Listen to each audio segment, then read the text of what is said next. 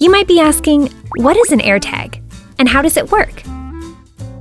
An AirTag is a small Apple device that uses Bluetooth to keep track of items so they don't get lost or misplaced. You can use them with anything from keys to luggage to tech devices and even pets. To set up an AirTag, pull the tab to turn on the battery. You should hear this sound. Hold the AirTag near your Apple device, then tap Connect.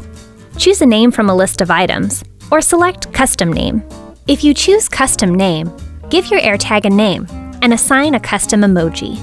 Continue through the prompts, then tap Done. Now you'll be able to find your AirTag item in the Find My app. Tap the Items tab and select your AirTag from the items list and see it on a map, or you can ask Siri to find your missing item.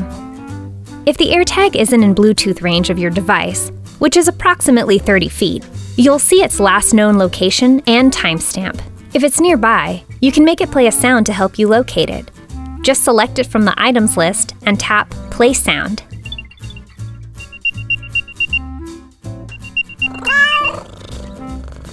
For professional help fixing your tech, visit Asurion.com. And don't forget to like and subscribe to our channel for more tech tips.